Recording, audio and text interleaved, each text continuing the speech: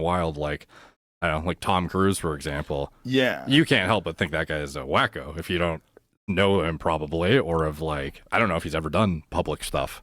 Well, I know he did that Matt Lauer interview on the Today Show, and it was a giant problem because he was telling Matt Lauer that you don't need psychiatric medicine and that, that antidepressants are terrible for you. And he was talking about Brooke Shields and then Matt Lauer was arguing about it, and he seemed like a fucking complete kook.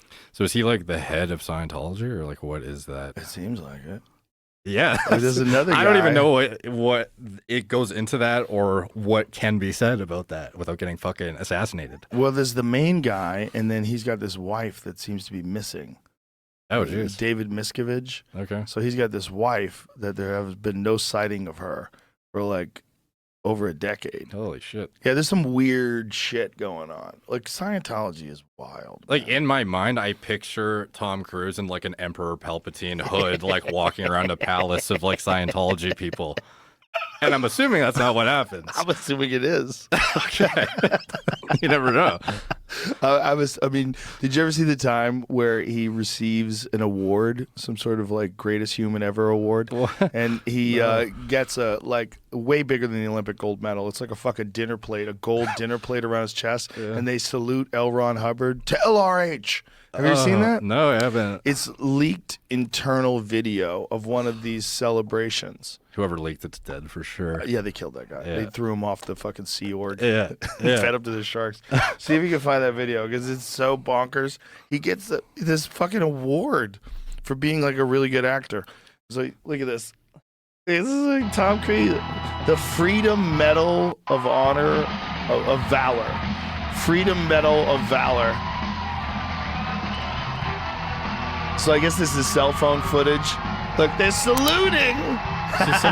This was like the real live stream. This was produced, but it was taken or something. Yeah, somehow or another somebody got a hold of this and put it out to the general public.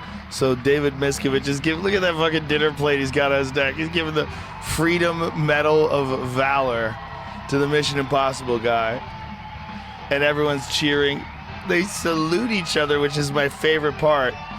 So L. Ron Hubbard is a fictional author that is dead now, or is he alive? Yes, he's dead. Okay. Not only is he a fictional author, he is a guy. Please put his speech up here. We'll talk about L. Ron in a minute. Get me here. Say something. This is so crazy. Look at him. International Association of Scientologists.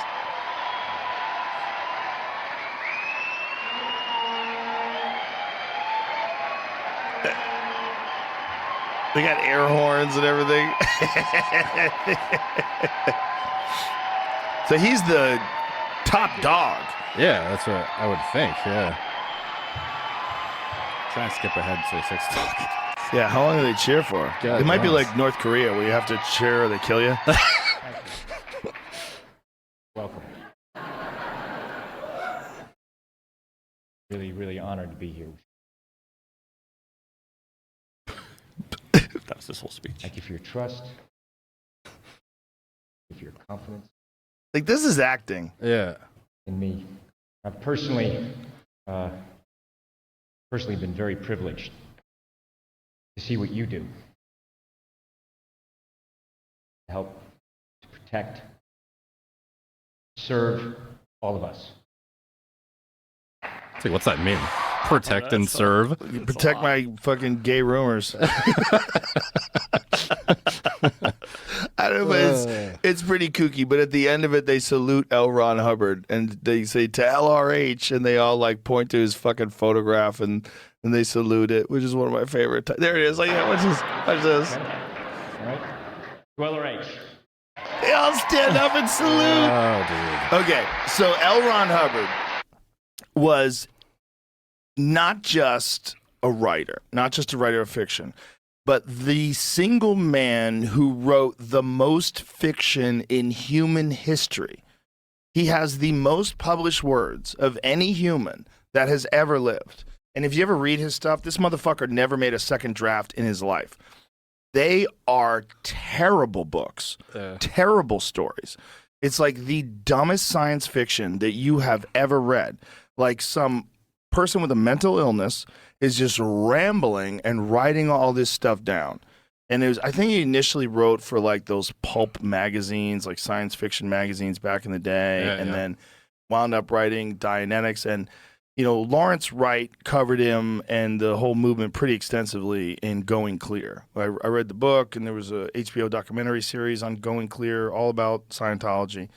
And, it was all of it. A lot of it was like people that were former members of Scientology, like Leah Remini, that, at a certain point in time, they were like, what the fuck am I doing? Like, what is this? And like, especially when you get to the highest levels of knowledge, and then they allow you to go and read these scrolls that are just like so obviously crazy. Yeah. Like the Thetans came down and they're frozen souls and they threw them in a volcano, and you're a container for this. Like, but you only get access to this literature if you're like exactly. Well, somebody has released some of it. There's people that have released some of it online. Like, you could find it. I don't know if Scientology's had that stuff removed. Tonight is Wikipedia.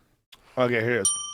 October 1984, an American judge issued a ruling writing of Hubbard that the evidence portrays a man who has been virtually a pathological liar when it comes to his history, background, and achievements.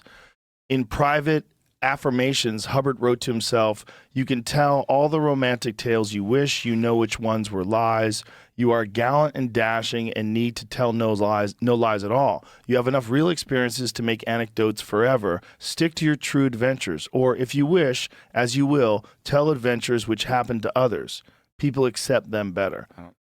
I don't know what that means. Oh, he wrote that to himself. He wrote it to himself. He also gave himself a bunch of medals. So there's them with their medals. There's a photograph of him wearing like this Sea Org jacket on, and it's like littered with medals, like he was fucking overseas. He claimed to have been wounded in combat, but was never awarded a Purple Heart. Like, he lied apparently about his military background and a bunch of different things. And it appears, at least what Lawrence Wright is saying, that what he created Scientology for was sort of to self-analyze his own mental health issues. And he utilized a lot of existing psychological literature to try to concoct Dianetics. And Dianetics was a book that they would sell late night TV. Like, I bought it.